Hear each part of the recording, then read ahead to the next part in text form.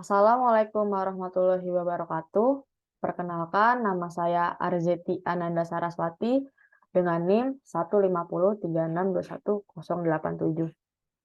Di sini saya akan memaparkan hasil dari makalah saya, yaitu model pembelajaran based learning.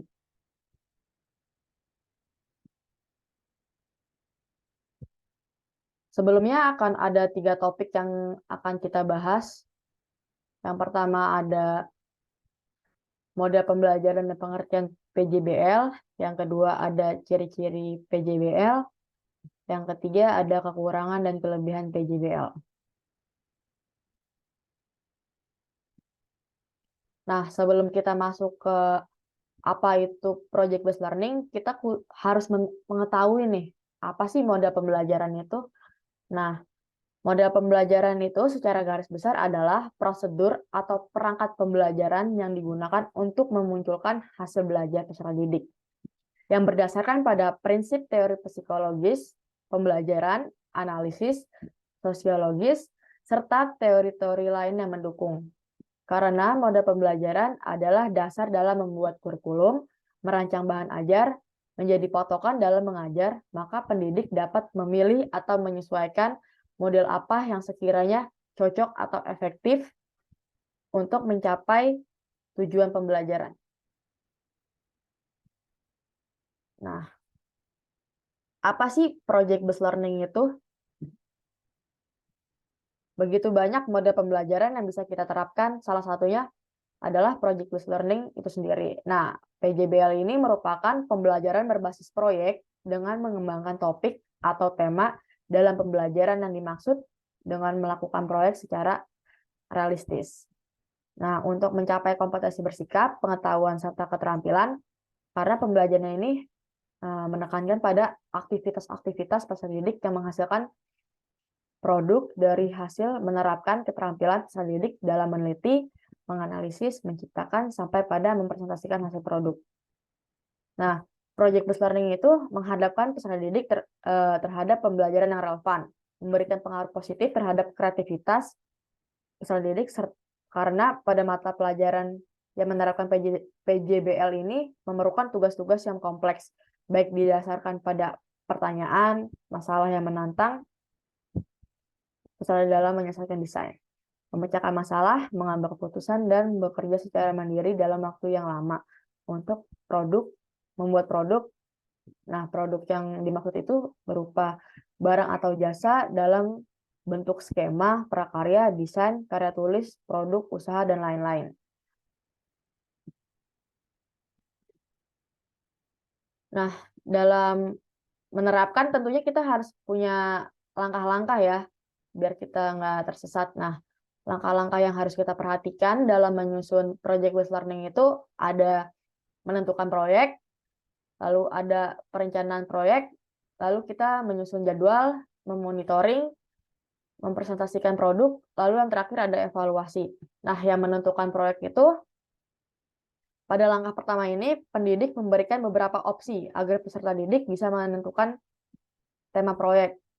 Penentuan proyek dapat dilakukan dengan cara pendidiknya itu mengajukan beberapa pertanyaan agar memancing peserta didik dalam memikirkan proyek apa yang bakal mereka kerjakan nanti. Lalu di tahapan ini, pendidik juga bisa menentukan proyek ini akan dikerjakan secara individu atau secara kelompok. Lalu yang kedua itu ada perencanaan proyek.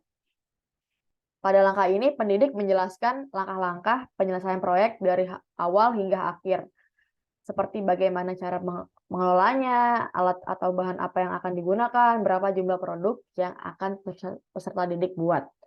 Lalu tentunya sehabis perencanaan proyek, kita menentukan jadwal. Pada langkah ini, peserta didik dan pendidik itu saling diskusi tentang waktu-waktu atau pengumpulan tugas semua deadline ini kapan gitu. Jadi peserta menyusun waktu konsultasi di luar jam pelajaran juga. Lalu ada monitoring.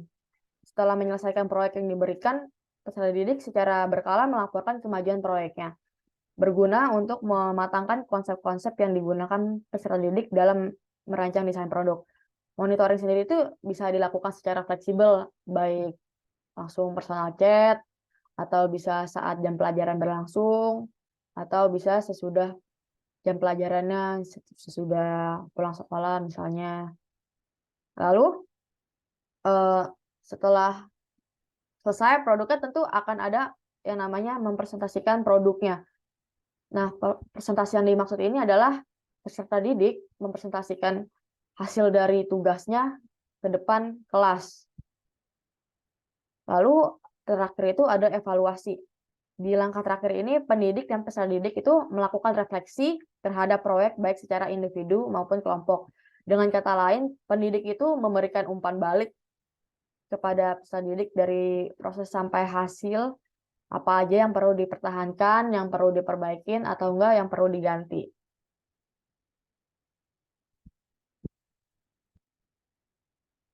Lalu, apa sih ciri-ciri dari PJBL? Tentunya setiap model pembelajaran itu punya ciri-cirinya ya, termasuk PJBL. PJBL sendiri itu terdapat ciri-cirinya ada isi, kondisi, aktivitas, dan hasil. Yang pertama itu ada isi. Isi itu memfokuskan peserta didiknya dalam membentuk gambaran kerja atau topik suatu materi yang relevan dan imbang dengan pengalaman peserta didik sehari-hari. Nah, lalu ada kondisi, mendorong peserta didik belajar secara mandiri dalam mengelola tugas ataupun deadline yang memungkinkan peserta didik itu mencari sumber informasi lebih di berbagai platform. Lalu ada aktivitas. Ini merupakan gagasan dalam mentransfer atau menyimpan informasi dengan mudah karena peserta didik itu dituntut untuk aktif menggunakan kecakapannya dalam mencapai tujuan pembelajaran. Lalu yang terakhir itu ada hasil. Nah, hasil itu membantu peserta didik dalam menginterpretasikan kemampuan, disposisi, sikap, serta kepercayaan yang terhubung dengan produktivitas, sehingga dapat menyempurnakan tujuan yang sulit dicapai oleh model-model pembelajaran secara efektif. Nah, lalu ada kelebihan PJBL. Kelebihannya sendiri itu, pertama, pembelajaran menjadi lebih bermakna karena experience yang dirasakan oleh peserta didik nih selama mengerjakan proyek menimbulkan sikap usaha dalam menyelesaikannya. Lalu ada merombak pola pikir yang awalnya mendasar banget, hanya tahu dasar-dasarnya, hanya tahu singkat-singkatnya aja, itu jadi lebih mendalam dan luas dalam memandang masalah yang dihadapinya. Lalu ada dapat diterapkan dalam kehidupan sehari-hari, baik secara sikap, keterampilan, maupun pengetahuan.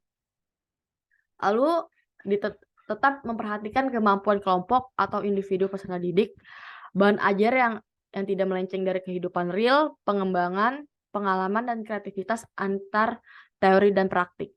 Lalu ada meningkatkan kemampuan peserta didik dalam mengaplikasikan alat atau bahan yang digunakan untuk menyelesaikan proyek yang dimaksud. Kelebihannya juga ada meningkatkan kemampuan dalam berpikir kreatif dan inovasi yang lebih baik. Lalu yang terakhir itu ada meningkatkan daya saing, kolaborasi antar peserta didik, terutama pada proyek yang bersifat individu.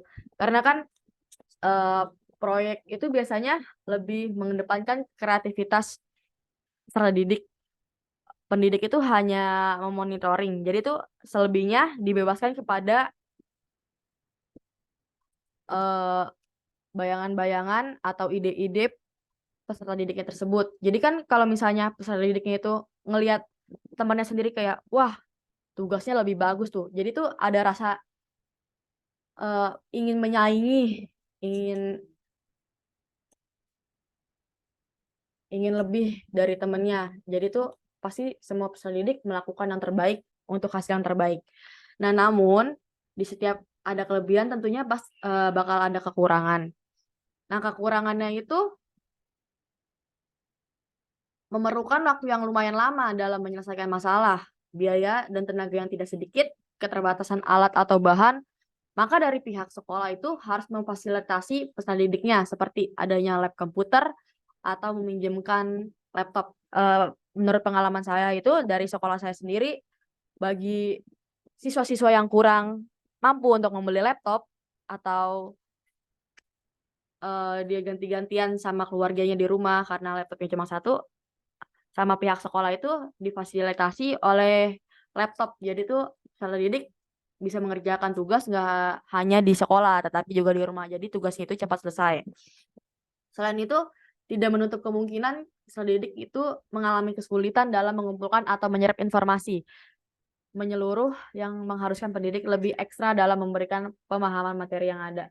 Nah, karena kemampuan masing-masing peserta didik itu berbeda, tentunya kita harus bisa menyesuaikan masing-masing individu.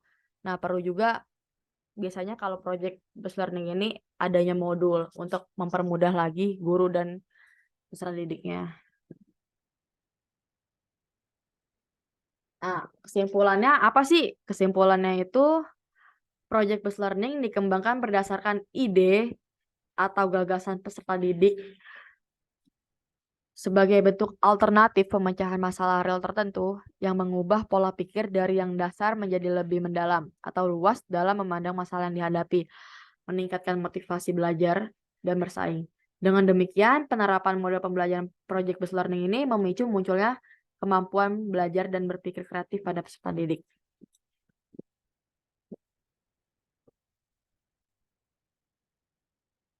Nah, sekian dari saya. Wassalamualaikum warahmatullahi wabarakatuh.